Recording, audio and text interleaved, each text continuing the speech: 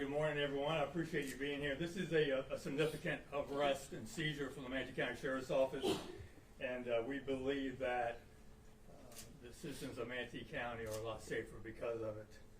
With me today, I also have from the Florida Department of Law Enforcement Special Agent in Charge, Eli Lawson, standing here behind me, and my captains, my management team are here as well.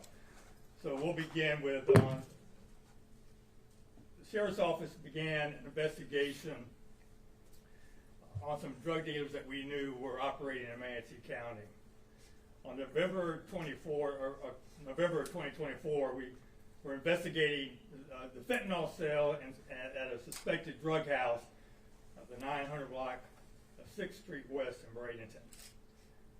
These were tips that we received, and the drug unit began to work on this location to try to determine what the dealers were selling and whether or not they could get in there and make buys. Immediately, Maurice Baxter, age 23, was identified as one of the dealers at this location. Detectives learned that Baxter was already under investigation by other MSO detectives for selling fentanyl in Manatee County.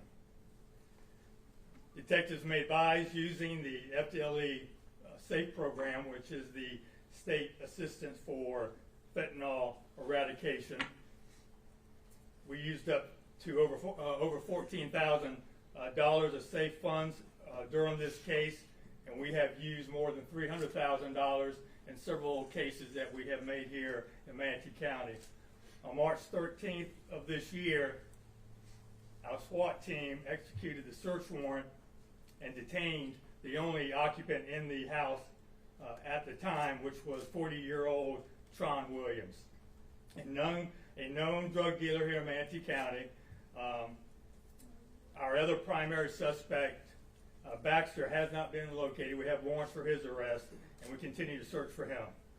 During the search, detectives located the following illegal and deadly drugs: 12.3 kilos of fentanyl, including pharmaceutical grade fentanyl used by doctors to treat pain, 1 kilo of cocaine, 1 kilo of ecstasy, 273 grams of meth, 822 grams of marijuana, and 29.4 grams of Adderall.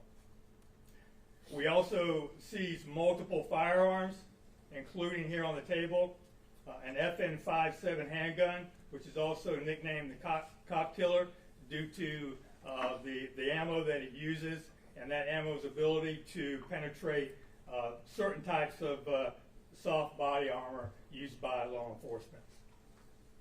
Over 1,000 rounds of various types of ammunition were also discovered in Williams's bedroom, and a vehicle was also seized during this operation. Tron Williams has been charged with trafficking in fentanyl, trafficking in meth, trafficking in cocaine, and trafficking in MDMA.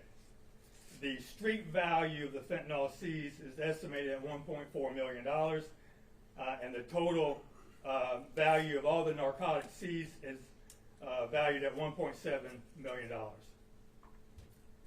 The Drug Administrative Enforcement Agency estimates that 12 kilos of fentanyl has the potential to kill 6 million people. That's more than the population of the entire Tampa Bay area. And that's why this is a significant case. You think about the drugs that were seized and how those drugs could be responsible for killing every citizen in Manatee, Sarasota, Pinellas, Hillsborough County, Polk County, Pasco, Hernando, Citrus. We know that lives have been saved. Before I answer any question, I'm going to allow Special Agent in Charge, Eli Lawson, to come up and say a few words. Thank you, Sheriff Wells. Thanks for having us, and I congratulate you on this tremendous success. I'm FDLE Special Agent in Charge Eli Lawson from the FDLE Fort Myers region. This case exemplifies how the State Assistance for Fentanyl Eradication, or SAFE program, can make a difference in all of our communities. This amount of fentanyl, as the Sheriff just mentioned, is extremely lethal, could have killed millions and millions of people, to include our entire FDLE Fort Myers region. The SAFE program has proven since its inception to have saved countless lives, statewide. Since the program took effect in 2023, FDLE is proud to support investigations across the state resulting in seizure of more than 400 pounds of fentanyl, 485 pounds of cocaine, and more than 1,400 arrests. This investigation and resulting arrest prove that the program is helping keep our communities safe. Today, FDLE and our partners at the Manatee County Sheriff's Office are proud to show the members of the Southwest Florida community the proof that funding and resources that are dedicated to the program are making positive impact in keeping this poison off the streets. I want to take a moment to thank Governor DeSantis and the Florida legislature for supporting this program, continuing to support our efforts in safeguarding Florida's citizens and visitors while keeping lethal drugs out of our communities. Thank you very much. Real quick, I just want to thank my detectives for the impact they have made during this seizure and working this case. These are lengthy investigations. It takes a lot of work, and I'm very proud of the work they've done here. These two drug dealers behind me don't care about lives. They don't care about the families that they destroy and who they hurt. All they care about is making money. And if they can sell their poison and make money each and every day off of the addiction of some in our community, then they have no problem with that. So this is a big case for us, and we just continue to see the effects of fentanyl in our community and communities throughout the state of Florida, and we will do our best to eradicate it from our county. So at this time, I will answer any questions that you have. Hey, Kim. Sheriff Wells, this sounds like the largest fentanyl bust in Manatee County history. What do you have to say to the other dealers that are out there as this continues to plague our streets? We're going to continue to fight to remove you from our community. That's our primary job. That's what these two detectives behind me, that's what they do each and every day. So we're prepared to save lives, and we're prepared to put these drug dealers behind bars. Let me tell you something. Back in 2017, when I first took office, fentanyl was considered a controlled substance, and it had no minimum mandatory sentencing. It had no limits to how much you could sell. It didn't matter if you were arrested with 5 grams or 500 grams. The bond was the same, the penalty was the same. And we had to fight really, really hard. I want to thank Senator Jim Boyd, who was instrumental in making sure that we could get the fentanyl statute to mirror that of heroin. And there were some that fought about drug dealers being put behind bars and having a mandatory sentence. Some would say that they are no harm to society. That's a lie. They're killing people. We know they're killing people. They're not chemists. They're not very educated. They can't tell you how much fentanyl they're giving each person. As you can see, you've got fentanyl in just boxes and bags sprawled out throughout the entire home. I mean, all they care about is just making money, and they don't care who gets in their way. Any other questions? Do we know, and have we tested this fentanyl? Do we know where it came from? Do we know how it came over the border? What can you tell us about? We're pretty sure it came out of California. We can only assume that it came from Mexico, probably China, Mexico, over the border of California, and then made its way into Manatee County. Do you think that with what we're doing on the border now, is that going to help? Absolutely. We have to secure the border. We got to make it difficult for these dealers to be able to move their product, and absolutely, I think it's going to make our community safer. I mean, think about 12 kilos of fentanyl. They're only selling about 2/10 of a gram to each victim. And I call them victims because they're addicted to this poison, so they don't have to sell very much to their clients. So this goes a long way. And they were also responsible for upping other dealers in our community. So they were a main player in Manatee County. Obviously, obviously this is a multi-pronged situation. You've got problems coming from different directions, not just the border. Can you speak to the fact of the issue related to the demand that's going on here in Manatee County? Because obviously for you to have this kind of bus, there's a thriving market here, and you've got to speak to that demand as well. So is there anything that your department is doing, any message that you're communicating, anything that you can talk to us in terms of approach to also curb that end of the conversation? Yeah, we work very hard to help those that are addicted to fentanyl and all drugs. Anytime we have an overdose in Manatee County, our detectives go to that hospital, go to that location, and we try to get as much information as we can from the victim, and we try to get them into a place, into a rehab facility right then and there if they want to go. But you know, this is a very powerful mind-altering drug, and sometimes they are not ready. So we try to give them the information that they're going to need to help them hopefully get off of this poison.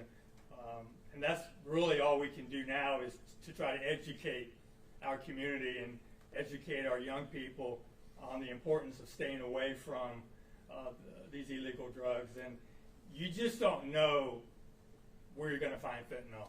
They will cut fentanyl into anything. They will put fentanyl into pills. They will lace it in cocaine. You just don't know what you're getting. You can't always assume if you're buying cocaine that that's all you're buying. I guarantee you 9 times out of 10 there's going to be fentanyl in that as well. So we try to educate as much as we can, and we try to help those that are addicted. But we need more rehab facilities. We need more places to be able to take these people that are addicted, because there's just not enough in our area to help. And do we know that do we have any victims from these two? I'm sure we do. We'll be working on that end of it. I'm sure that we will locate victims. Now, whether or not we have any that have died from an overdose from any of these narcotics that they purchased from these dealers, we don't know yet. Would you up the charges if you do? Absolutely. And what would they be? Would it be murder? What would it be? It would be murder. Is there a reward out for Baxter there? Not yet. We're pretty sure we'll find him. Baxter is he's hiding, but he's not going to be able to hide for very long.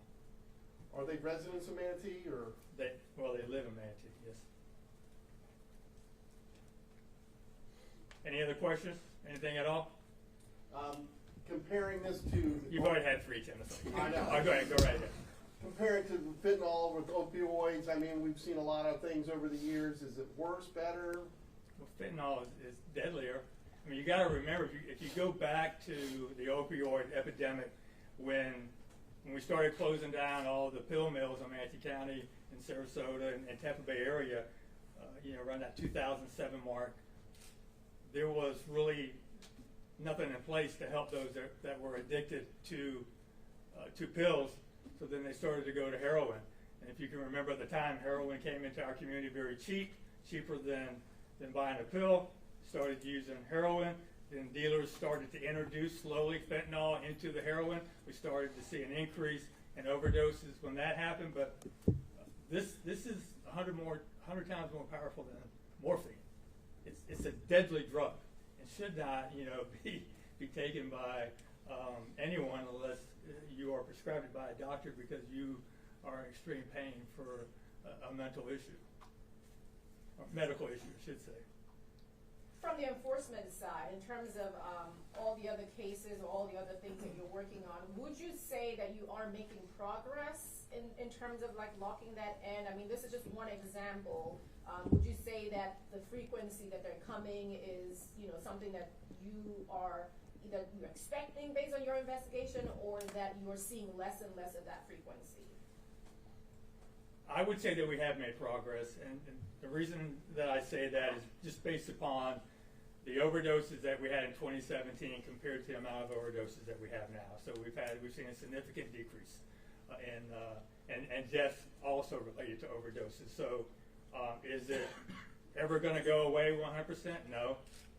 There's no way that's going to happen. So we just continue to fight the good fight and to make sure that we are doing our part to arrest those that are selling this poison throughout in our community. All right, thank y'all very much.